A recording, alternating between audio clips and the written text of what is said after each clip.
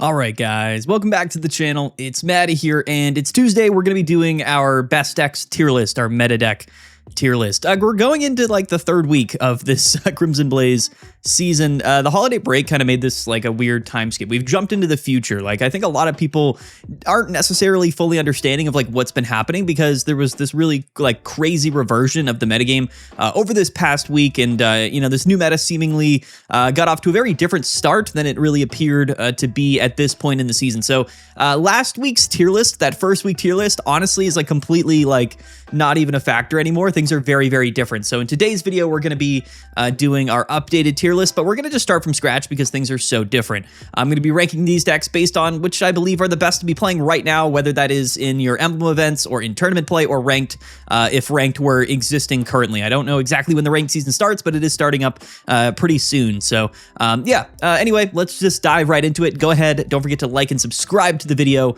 We're on the road to 50,000 subscribers. We're almost there. So go ahead, hit that subscribe button, but also go and register for this weekend's tournament, PMPT number 15, $300 in the prize pool. It's going to be a whole lot of fun. Link to register down in the description below.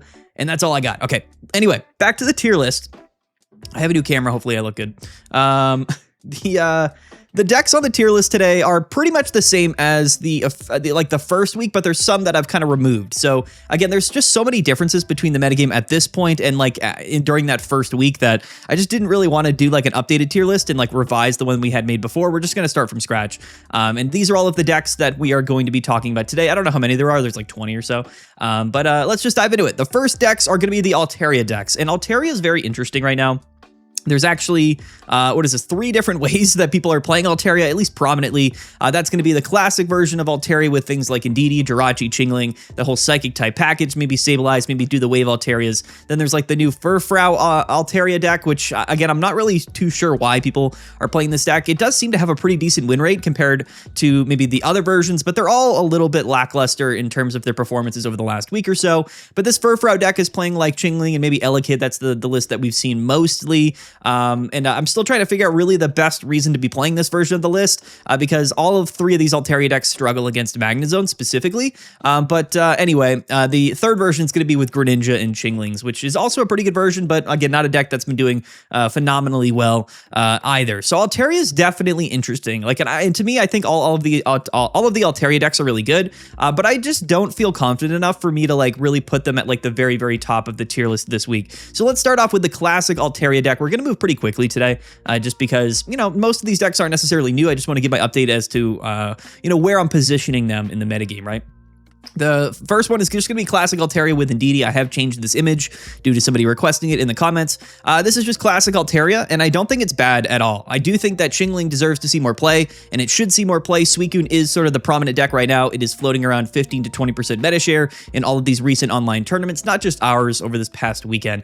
And I think that, honestly, Suicune Greninja is the meta driver, but there's so many decks in the meta right now that are actually quite strong into Suicune Greninja. We just need to go ahead and increase the play rate of those decks specifically, which I know some people maybe don't want to do. Altaria is in a weird position because it never has like the greatest matchup spread against Suicune. Like it's always decent, but it's never like the most, the perfect matchup for Altaria. If I go to Suicune's, matchup spreads over on Limitless, it's got a 50% win rate into Altaria Greninja. It has a 60% win rate into the other 2 versions of Altaria. So that to me is sort of the big driving factor here. I'm going to be putting, honestly, like all of these Altaria decks, at least this first one with Altaria and Indeedee. I'm going to be putting it just A tier. It's probably going to float like middle to low A tier right now, just because its matchups into Greninja and Suicune aren't that good, but it is a strong deck overall, and nobody's going to be surprised if Altaria wins any tournaments. Now, the one thing you got to keep in mind, which is a little bit unfortunate for Altaria, is that it is being split up into 3 different distinct archetypes. And whenever that happens, technically speaking, less and less people are playing any one particular Altaria deck, which means that its performances always end up struggling. Like, it's a big benefit for people to be playing like the exact same archetype for any particular card, because there's just more examples of it doing well in competition, right? So like if one Altaria deck does well, but other doesn't, then, you know, it just doesn't reflect the data very accurately, even though Altaria in total is definitely one of the most popular decks in the entire metagame. It's just being split so many different ways. It's really hard to quantify it, but the most played version is Greninja. I'm going to be putting this version in A tier. I'm going to be putting the Furfrou version also A tier. I'm actually just going to put it right next to it. Like to me, I think these decks are so similar in their performances. I don't think they really are too different. I think the cards that you pair with Altaria does change the deck a little bit, but at the end of the day, you're playing Altaria and you want to go second, you want to play rare Rocky Helmets, and you just kind of want to outpace your opponent pretty significantly. And then if you really wanted to deviate, you would play the Greninja variant, right? So I think playing Furfrou and all that stuff is fine. I do think that if you are playing Altaria, you should just play Chingling because it's a really good card and you can play the Lycia package with it. So you know, I'm going to be putting these two decks like side by side. I know the Furfrou stuff is popular, but I just don't really believe in this particular package like that much more than any other typical Altaria deck. That's just sort of my opinions about it. But the Greninja variant, I am going to be putting above it. So we're going to put the in this order, I suppose. We'll put the Greninja variant here at the top. So left is the best technically. We'll put it at the top of A tier here, and then we'll put the Furfrou and then the Indeedee version. We might put some decks in between the Greninja Altaria decks and the other ones because I do think it's probably a little bit better in general, just because it can survive and do better into Suicune and Greninja, which honestly comes down to the fact that Altaria Greninja plays Chinglings and Greninja, just like the Dark, Greninja deck does with Absol, and I think that that's a pretty good combo. When you're going up against Suicune Greninja, the Greninjas are very, very important. The Greninja, Ping, Water Shuriken, Cyrus win conditions, like the most prominent thing. So if you can stop your opponent from Rare Candy and Greninja because you're playing Chingling, because Suicune doesn't play Chingling, then that's going to give you a pretty distinct advantage typically, and I think that's why this deck is a little bit better, even though it's a little bit less consistent. And that's my thoughts really about the Altaria decks. Next up is going to be Dark Magnezone, which is still operating as one of the most played decks in the entire metagame right now, which is kind of interesting. This past weekend, it was the second most played deck. I think that Magnezone is a good card. However, I just don't think that the Dark package with Magnezone makes that much sense in the current meta. Again, the number one deck you're going to be playing against is Suicune Greninja. So if we're going to be playing like the Absol Darkrai stuff, like what is that really helping us with specifically? Because those cards aren't like super counterplay to Suicune or anything like that. So at the end of the day, should we be playing Magnezone with, with the Dark package or with other packages? That's kind of the question. We have 3 different Magnezone decks, Magnezone base decks on the tier list. So let's just kind of put them all together here, just like we did Altaria's. And I think that the Dark Magnezone deck is honestly a little bit disappointing. But again, you got to keep in mind that when you're playing Darkrai and when you're playing Absol in your deck list, you're making your deck a lot less consistent in terms of the Pokemon that you lead off with. And if you're going to be playing like a package with, the Absol, Darkrai, and Chinglings, I honestly would recommend playing Greninja. I know Magnezone really kind of took the place of it, but when you take a look at its win rates over the past week or so, I think that the Greninja version of the Absol Darkrai package is just better. And I think that we should probably reserve Magnezone for really just seeing play with Oricorio for now, because that is kind of just the best partner for it. It's a purely single prize archetype, it's just a way more consistent matchup in a Suicune Greninja, and that win rate is pretty good. It's about 55 to 60%. But anyway, we're talking about Dark Magnezone right now, and I think Dark Magnezone again is just a little bit disappointing. Its win rates over the last few days are just not that phenomenal. That's really the only thing I can kind of explain. At a tournament today, it's operating at a 55 or a 50% win rate, which really is, I guess, isn't that terrible. But again, it's not something that I really would want to choose to play myself right now, even though I do really, really love the deck. I think I'm probably just going to put this like high B tier for now. Maybe it's better. I guess, really what I need to do when I'm judging a lot of these decks is their matchups into Suicune Greninja, right? So its matchups into Suicune Greninja, the Dark Magnezone deck is only a 45% win rate, which really does kind of put it down to me, because it's like, this isn't a super fast-paced deck. It's a bit of a control deck with Mirror Shot and Absol and stuff like that, but its win rate into Suicune is just not that good. So at the end of the day, why are we playing it? It's also a deck that struggles into the Altaria versions quite a bit, which is a pretty big deal. So that's the one thing holding back this deck. And honestly, I really do like it, and I like how Magnezone's splashable, but I just would not recommend playing it with the Dark Absol Darkrai package. We're just going to put it here in B tier, and I think that's a very fair placement. Next up, though, is going to be Oricorio Magnezone, and Oricorio Magnezone is a very different deck list. You know, it's a very very good deck currently in the metagame, and I do think that you know, as much as people probably don't love Oricorio, at the end of the day, I do think that it's extremely valuable in the current situation of the metagame. There's a couple of things that you don't want to hit when you're playing Oricorio, so it's not like a foolproof strategy, right? Other Magnezone decks that aren't playing Oricorio, namely Magnezone and Absol, are going to beat you pretty heavily just because, you know, like they're just playing like Darkrai Magnezone will beat Oricorio Magnezone typically.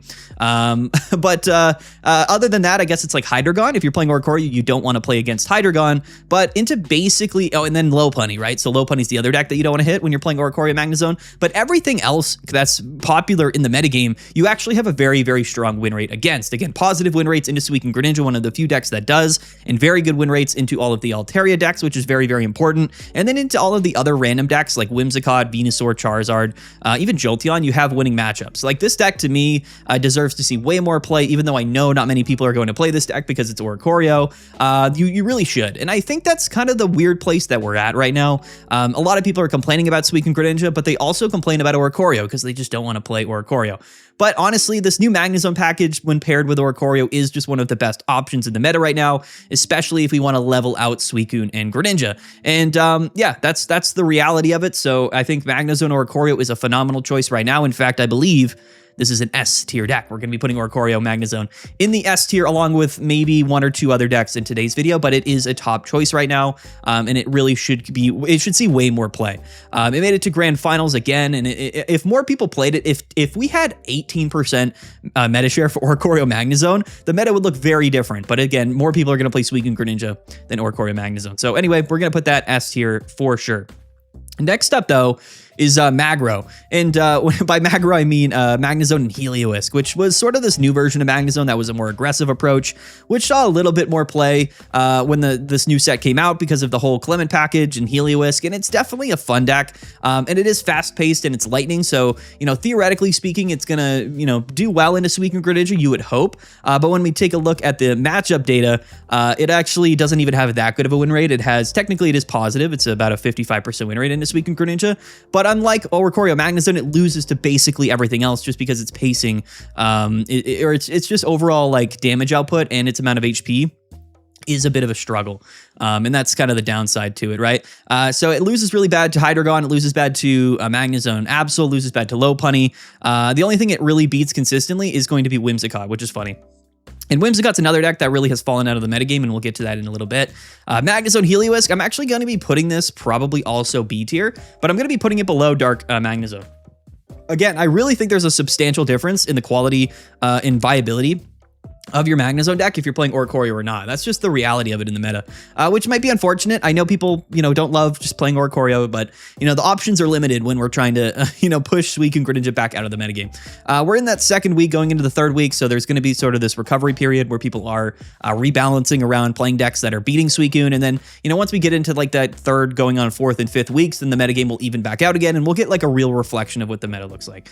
I do think that this reversion is really just a result of Suicune Greninja being like the default deck right now, and it is. It's just the deck in Pokemon. It was Giratina Darkrai for quite some time, but in Pokemon Pocket for the last 3-4 months, it really is just Suicune Greninja, and that's where we're at. You know, that's how it is.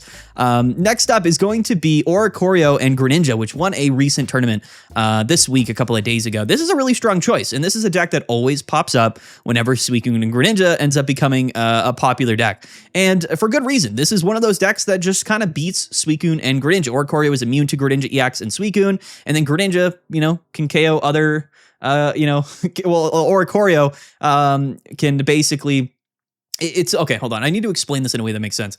The Oricorio is immune to some Pokemon, but nothing on Suicune's board is immune to anything, right? So like you have the advantage of being able to play a little bit of a slower game and get your Greninjas up, and then you can kind of target which Pokemon you want to attack. And even though your opponent can KO your Oricorios with their Greninjas, like all you have to do is just get through like one Greninja and you probably win the game. It's not like a foolproof strategy, so we've seen Oricorio and Greninja lose before, but this deck always has a good matchup in a Suicune and Greninja. So, you know, we have to just sort sort of play it, or some people are going to play it because it just does well in the matchup. It's going to struggle against a lot of other stuff, though, but this is a deck that will almost always beat certain decks. Now, double Greninja EX Suicune, it's going to lose basically every percent of the time. All of these Mega Pokemon decks are just going to lose to this because it is just a very specific, type of deck that beats like EX only decks. So Decidueye, Venusaur, Charizard, Altaria, these are decks that are just going to lose to Oricorio Magnezone, or not Oricorio Magnezone, but Oricorio Greninja.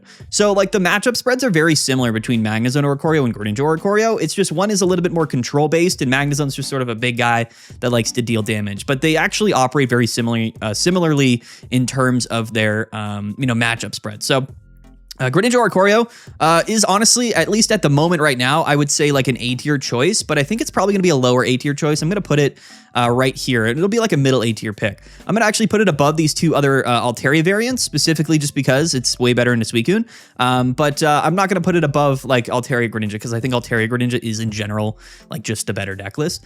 Even though this deck does beat Altaria Greninja. So, I mean, that's just what we're going to... Oricorio, the stonks for Oricorio are going up. You know what I mean? We got to invest into those Oricorio, 401k packages right now. Next up is Charizard. Are we even talking about Charizard? I guess we have to, yeah. Charizard is a deck list. It is a deck currently in the metagame, and people are still playing it. And the cool thing about Charizard is that it's actually a really strong deck. It's just not a well-positioned deck, and I've been saying that since the metagame came out. People will continue to play it, and if you go up against Charizard, it's going to be kind of scary because it does have that potential to just like attack you on turn 2 with like a 4 energy Entei, and then it's like, well, what can we do really? And the only thing that's going to stop Charizard is itself, or I guess an Oricorio, which is probably going to become a little bit more popular in the metagame. I think that this Charizard deck is going to be very relevant at some point. It's got everything it needs to. It's got everything it needs to have. It's just the decks that are popular in the metagame are not decks that Charizard wants to fight. We haven't made that full transition yet. Maybe 3, 4, 5, 6 months down the line when like every deck is just playing like really busted Mega Pokemon. Charizard is that one Mega Pokemon that's going to keep everybody in line. It's going to be like, hey, listen, I know you're a really strong deck, but like 250 is 250, and can you deal with that? And right now, we have Hydreigons, we have Magnezones, we have Oricorios, we have Greninjas, but like maybe in the future we don't, and that's the thing that I think Charizard is there for. But for right now, this to me is like a very C tier choice. I really would not consider playing it that heavily, but I do think it's like, all right, you know what I mean? It's like, it's in the meta and it does exist. Next up though is going to be Suicune and Greninja EX. So there's two different versions of Suicune Greninja. We'll just do them right quickly right now. One of them plays double Greninja EX, one of them plays double Water Shuriken. Like, that's the only real difference between these decks, but it does change around how good the decks are pretty dramatically. The difference here is that if you're only playing one Water Shuriken Greninja, you effectively auto-lose into Oricorio, but you do have a little bit more of a consistent time in terms of, getting an attacking Pokemon that is viable, right? So there's only like two specific ways to counterplay Suicune in Greninja, and that is going to be playing like either really big EX Pokemon that just sit in the active spot and just soak up damage, particularly like fire and grass types like Charizard, Venusaur, and Decidueye EX.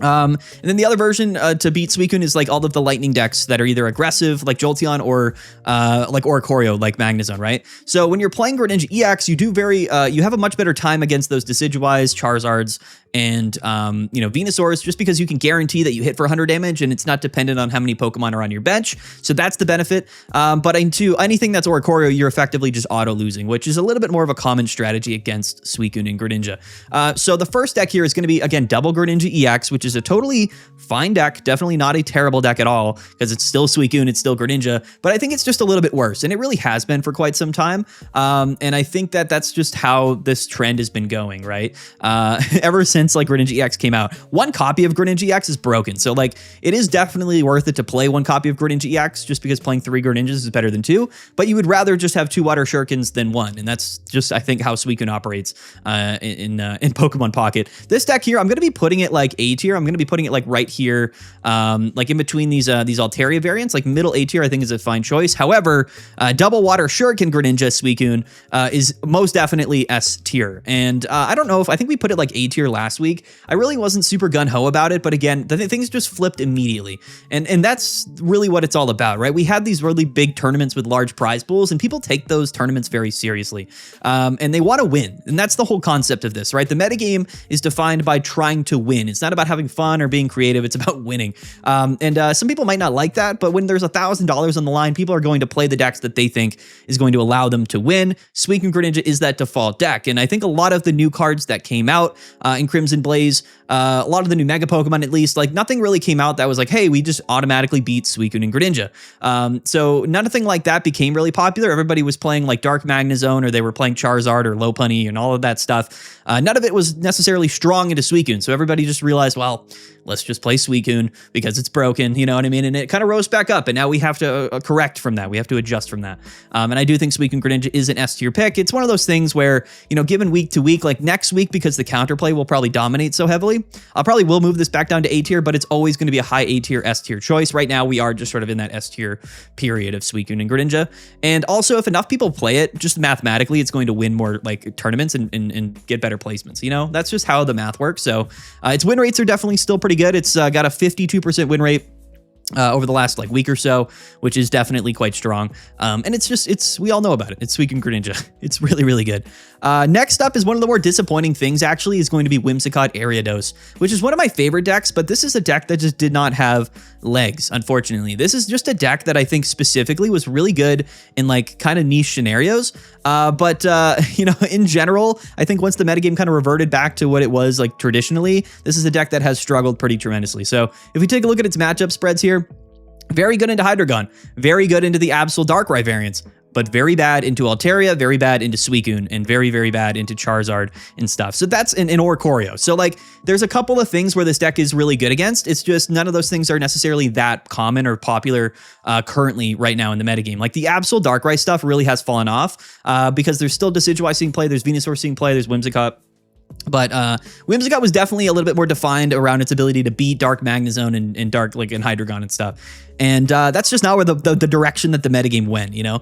And unfortunately for Whimsicott, I think it's really struggled. And I think it probably will almost completely fall out of the metagame given a little bit more time, which is a little bit unfortunate. I kind of have to put something in the D tier this week, and I feel bad doing that. But if you take a look at like the tournaments recently and like the decks that people are even bringing to these tournaments, I don't even know if people are still playing Whimsicott. It really completely fell off, which is kind of sad. But you know, it's just how things work. So at a tournament like yesterday, only a couple people played it and it struggled. Yeah, it really has just kind of, it just doesn't really exist in the metagame anymore, which is tough. So shout out to Whimsicott, but honestly, it will be our D tier placement. It's not a bad deck. It just doesn't do well into a lot of the other things that are in the meta, and it just doesn't have anything to really deal with Oricorio quite well. Doesn't love Suicune, doesn't love Altaria, and that's just kind of a recipe for disaster for our guy Whimsicott. Really fun though. I do love it. It's just not good enough. It's just not good enough, and the other decks people are playing are just good, you know, strong into it. Next up, what do we got? We got Hydreigon. Or Hydreigon. Hydreigon. People always comment, they're like, you're saying this Pokemon's name wrong. And I just tell them, like, literally nobody cares. You guys know what I'm talking about, and it is what it is. You know what I'm saying? I love Hydreigon, and Unova Generation 5 is my favorite generation. I'm going to pronounce it wrong. That's just the reality of it. But this is still one of the most played decks in the meta, and I actually think Hydreigon can never go that low on the tier list, mainly just because it's like the high roll king, and it is like definitely a pretty decent deck currently. In fact, I might have to revise this because my A tier is getting kind of big right now, but there's not many other decks we're going to put in the A tier. So honestly, like I think Hydreigon probably still goes A tier. In fact, I'm going to put it like right here. I still think these other Altaria decks are a little bit too low for me. Like they're a little bit like the fact that I even put the other two Altaria decks here in the A tier is a little bit surprising to me, but I think they are probably still like low A tier choices. I don't think they're like full B tier yet, but Hydreigon to me, I think is something I would rather play other than these other, more than these other Altaria decks. So all of these decks, there's a lot of them in A tier, but I think that's kind of the meta that we're at right now. There's like the S tier quality decks, and then there's just a bunch of like really decent decks. And that's kind of just how I feel about everything. So Hydreigon, I'm going to put A tier, like middle, low A tier. It's totally fine. It's high roll. It could always win. It could always just not win. And I don't think it really cares that much. I don't think the metagame is like super against Hydreigon like it was like the second week. The first week Hydreigon dominated. Like if you remember, Hydreigon was absolutely ridiculous to start the season because like everybody was playing decks that were bad into Hydreigon. And maybe if Magnezone and Oricorio and stuff really becomes that much more popular, then Hydreigon will have a bit more of a better time. It's really the only thing gatekeeping Magnezone. It's kind of the protector of Suicune Greninja in a weird way. You know, so like the three most popular decks probably are going to end up being like these three, or not popular, but like the most like influential decks. So this is sort of the core like meta triangle. It's just right now Hydreigon's kind of seeing a little bit less play, and Magnezone never sees enough play. I'm just going to put Hydreigon like right here in the A tier, because in terms of like how viable I think this deck is right now, that's kind of where I believe it should go, is in that A tier. Next up is Decidueye, and Decidueye is actually, you know, seeing some play. In a weird way. Like I think a lot of people who like maybe were trying out Venusaur or wanted to play Venusaur, maybe are just kind of swapping from it, or, you know, dipping their toes a little bit into Decidueye. And honestly, I have a hard time distinguishing which of these two decks you should play, because I think that they both have very, very similar operations into Suicune and Greninja. The only difference here is that Decidueye is going to do much better into Oricorio Magnezone than Venusaur will. And that's the only thing that I'm trying to kind of figure out which I would rather play.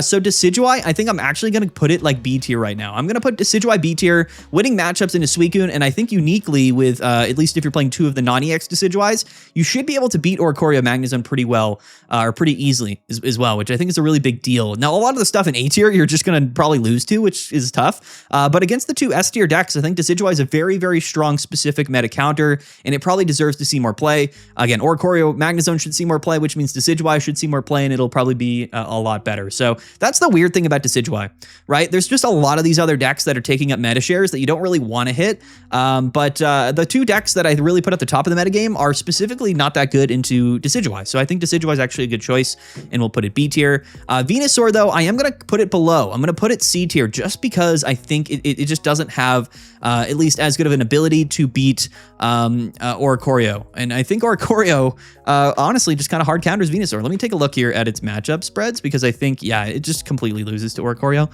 And there's just not a lot of good answers to it. There's just not a lot.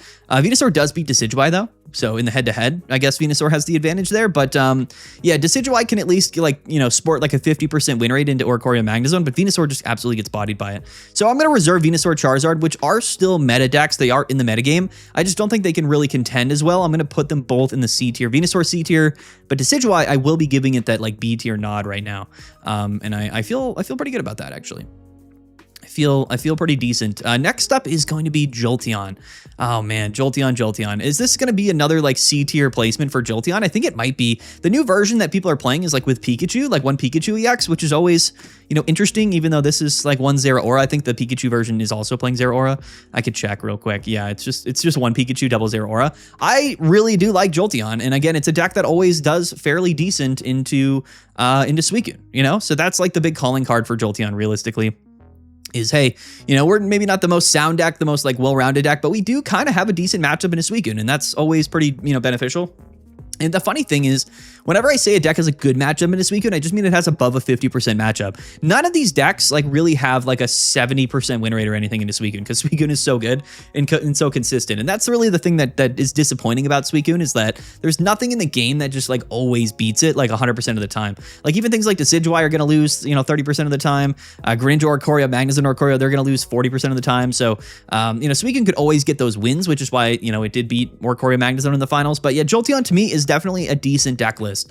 To me, I think I kind of want to put a B tier. I'm going to put a B tier with like the other aggressive lightning type deck. I think it's actually just better than Magro. I think if I'm playing like an aggressive, fast-paced lightning deck, I would rather just play Jolteon than I would play Magnezone Helioisk. There's just less to do. Like it's just kind of a very similar deck. It's just there's less pieces, less moving parts. So I think it's just sort of a better option. But Jolteon really isn't like a top tier contending deck. It's just a decent deck, and I think B tier's probably a good place for Jolteon. Next up is going to be Lopunny, and yeah, man, I feel bad about Lopunny. I really do.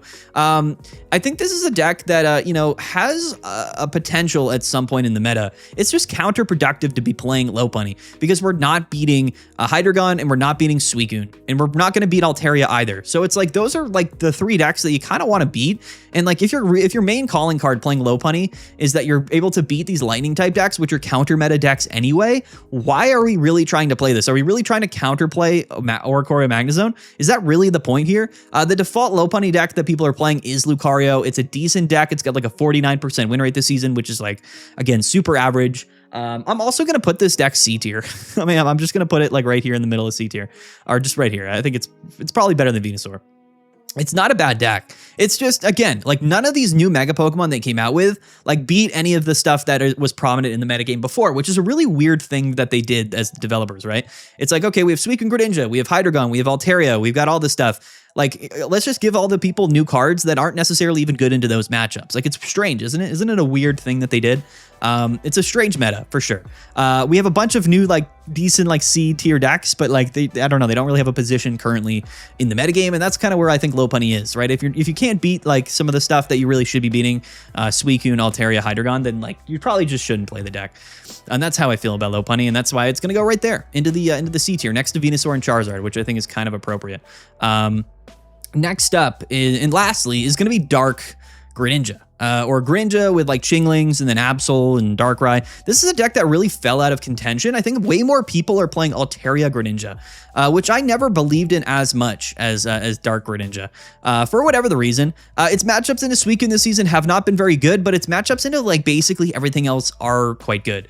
All right, so 45% win rate into Suicune Greninja, 50% or 51% into Dark Mag, 62% into Hydreigon, 58% into Altaria Greninja, 58 into Lopunny, 55 into Charizard. So it really is a deck that kind of just beats like everything other than I guess Altaria without Greninja, right? So like the Furfrou or Indeedee version with Chingling, like you're gonna lose to that because they're playing Chingling, and so that's I guess the downside, right? But when you take a look at like what people are playing right now, I mean, this is actually a very decent deck. Now, the thing is this like a deck that I would choose to play? I did put Altaria Greninja really high up here, and I think that this is also like an A tier quality deck. It's just, I don't know where I want to put it in the A tier. You know what I mean? Like, do we just kind of slap it right in the middle here? It's hard to say. I do think that there's a distinct difference here. I'm probably going to put it, I mean, honestly, there's so many decks in A tier. I think these are all decent decks. I don't really know how much I care about where I put them. I'm going to put it right behind Hydreigon, but above these other two Altaria variants. And like, that's probably just a fine place for it. It's a good deck. This is a good deck, and it is, in my mind, like an A tier deck. And that's what the metagame looks like to me, right? We have like a decent handful of decks that are quite strong. They're just not like super incredible. Like nothing's really like incredible standout. Other than, of course, like the Oricorio Magnezone stuff and then Suicune Greninja. Like those to me are like the main defiant cards. And yes, like these are the two decks that got made it to grand finals. But other than that, like Oricorio Magnezone is just really well positioned. It has a great win rate and it beats Suicune Greninja. And then there's Suicune and Greninja, which everybody's playing. And then everything else to me are just really quality decks that they haven't grasped like a core segment of the metagame. They're all vying against each other and they're all quite similar in certain ways. Altaria, to me, all of them kind of falls into A tier. The other Suicune Greninja variant is A tier, like Oricorio Greninja, the Absol decks, like those are all things that I think are pretty decent. You could even put like Magnezone, like Absol in A tier as well. You could put it like bottom A tier. In fact, I might just do that. I might just have a huge A tier this week because that's what the metagame looks like. Honestly, and I think there's a clear, and I would say a very clear segmentation between A tier and then all of the tiers below. You really have like the meta driver tier and S tier. You have a bunch of these tech decks in A tier that are really good. And then everything below A tier to me is like really lackluster. And I just kind of wouldn't recommend playing it because it really is more like niche and off meta. The real metagame is like A tier and above, and then B tier and below is kind of like, you know, you can play them, but that you really probably shouldn't be playing them. You're just going to struggle more than you kind of really should be struggling. And that's what the metagame looks like right now. This is my picture of the meta, and this is sort of how I would place these decks based around their viability currently. That's the video today. We're going to wrap it up. I tried to make this one a little bit quicker. Comment down below. Let me know what you guys think. Don't forget to like and subscribe and register for PMPT 15 this weekend. It's going to be a whole lot of fun. $300 cash in the prize pool. Definitely go and register.